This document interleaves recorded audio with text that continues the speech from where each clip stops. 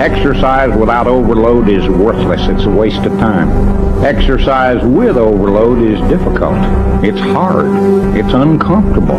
At times it's painful. But if you're not willing to pay that price, then don't bother. You're wasting your time. Exercise is not capable of producing, note the word, producing anything of benefit. It can produce quite a few things of a negative benefit, that is to say, bad things. Exercise can produce an injury. Exercise can produce a loss in strength. That's not why you're exercising. But don't expect exercise to produce a damn thing of value. It can't. Exercise is a catalyst.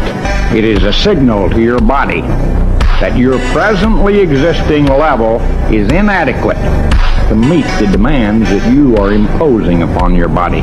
Therefore, if you're going to overload your body, you're going to send it a signal to grow. And I was surprised. Arnold Schwarzenegger sat down. I scared him.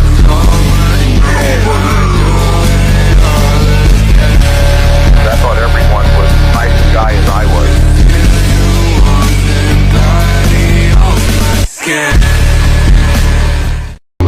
In order to train as hard as possible, you must retain a clear image of your purpose.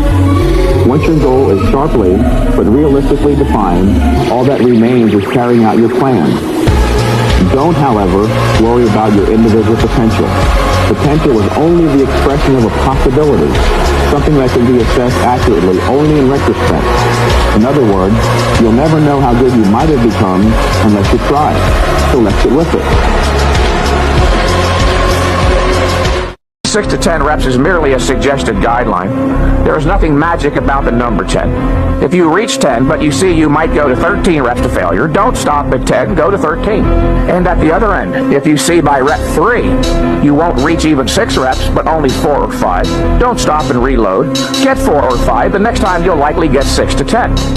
Remember, muscle is not mostly protein, it's mostly water. Look at the word carbohydrate. The suffix hydrate means water. As you probably all know, the carbohydrate stores in the muscle becomes a chain of sugar molecules called glycogen. And every gram of glycogen stored in the muscle chemically bonds with and holds 3 grams of water. When you go lower than 60% carbohydrates on a high-intensity program, you're going to burn the glycogen out of the muscle, not restore it, and the water that was chemically bonded will leave the too, and the muscle becomes flat, flaccid, and dehydrated. Start your back workout with a set of close grip, palms up, like you're doing a barbell curl. Close grip, palms up, pull downs. Okay, kind of like a chin up. Yeah.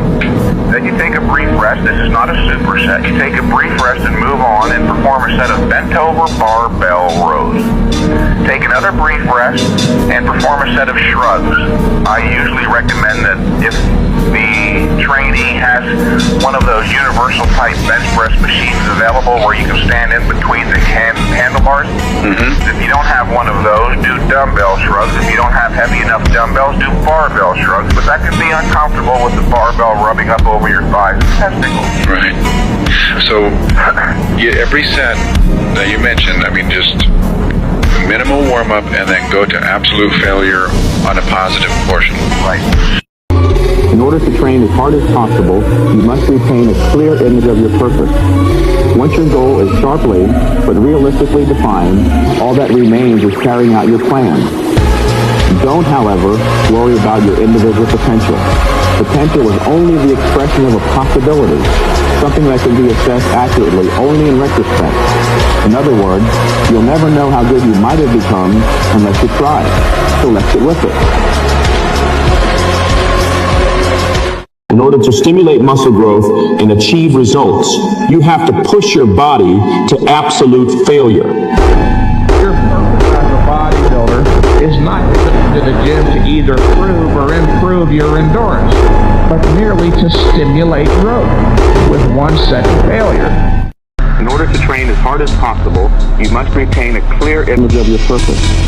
Once your goal is sharply but realistically defined, all that remains is carrying out your plan. Don't, however, worry about your individual potential. Hold it! Hold it! This is where you turn on the growth mechanism. Now up slow.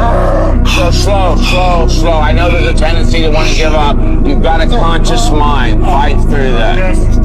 That's good. That's failure. A lot of people are confused about what it means to train to failure. Training to failure means you train to the point where you can't do one more full range positive rep in proper form, despite your greatest effort. That was excellent. A+. How many hours a day do you have to work to develop a physique like that? Well, most bodybuilders train at least 3 hours a day, 6 days a week, but I only train a total of 3 hours a week. Okay, what do you do during those hours? Train very hard.